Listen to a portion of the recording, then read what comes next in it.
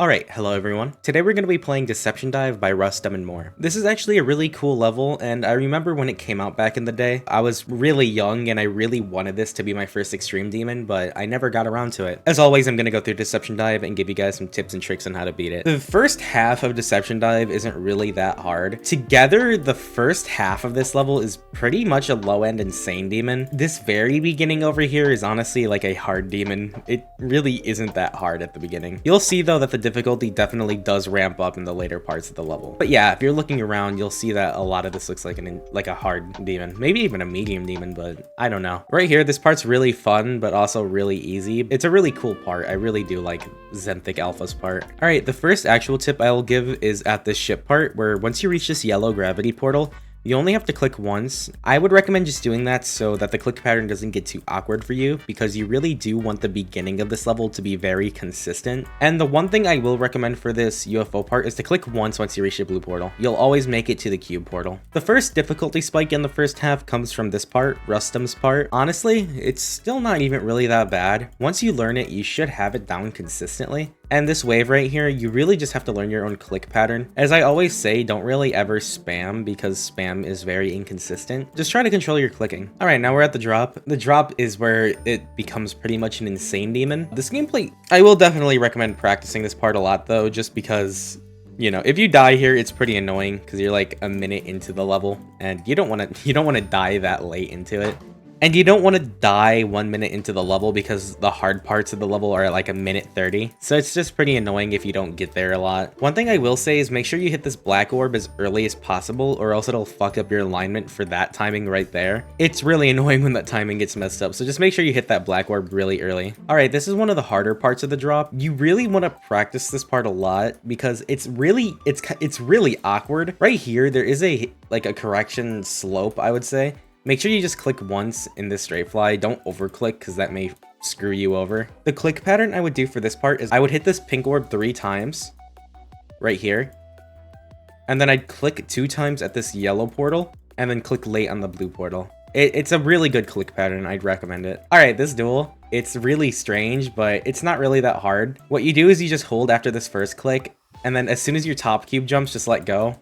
Click again, and then you can buffer that green dash orb if you want. Now, this is where the level ramps up in difficulty. That ball click right here is so bad. I can do it because I'm in half speed, but this click right here is really bad. This is where the level takes a turn in difficulty, as this part is insane. And this wave, if you really want to be funny, you could do the 3 clicks it wants you to, but I just did 2 clicks because I don't like spamming. There's a black orb in the ship that you should definitely hit because it just makes your alignment much better. And this ship is very awkward. I don't like this ship. This UFO right here, if you see the green dash orb, you just have to press it and then let go. And that is the most consistent thing you can do. And if you want to, if you just release earlier, you don't even have to click any of the orbs there. And if you feel like doing it too, you can do a really late timing here and just skip those 2 orbs. There's a lot of skips you can just do in this section of the level, and I didn't do a lot of them just because I found them less consistent, but I would definitely just highly recommend doing some of these skips. Right here, I would skip this green orb because I even think that it helps with the camera movement, because yeah, it helps with the camera movement for sure. So I would just highly recommend skipping that green orb and just hitting the blue orb late. But from here on out, it's very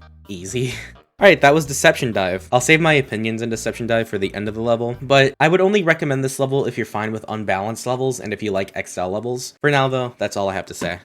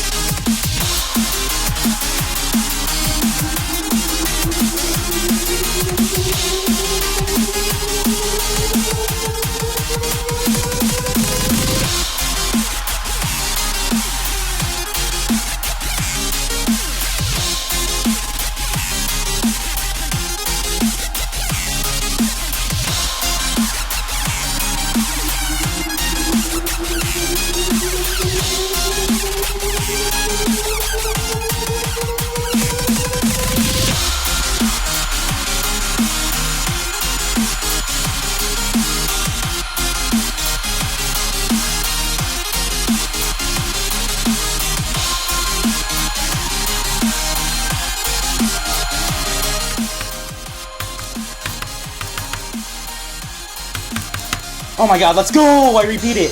Yes! Fuck you! Never gonna give you up. Thank you, Gordon Ramsay Kitchen Nightmares. Alright, that was Deception Dive. I knew what I was getting into by playing this level, because it's very unbalanced and an old level, so it's not going to be the best playability-wise. But in the end, I did end up having a pretty good time with the level. Not the best time, but a pretty good time nonetheless. So in terms of enjoyment for this level, I gave Deception Dive a 6 out of 10. This is just because I got pretty lucky with the level, fluking it from 84. But I really didn't like getting far every attempt just to die to some random bullshit. That sucks in short levels, it's gonna suck even more in long levels. But that being said, the gameplay was far less janky than I thought it would be. It actually played quite nice in most of the parts, and I don't have much else to say about the gameplay. In terms of decoration, I gave Deception Dive a 4 out of 10.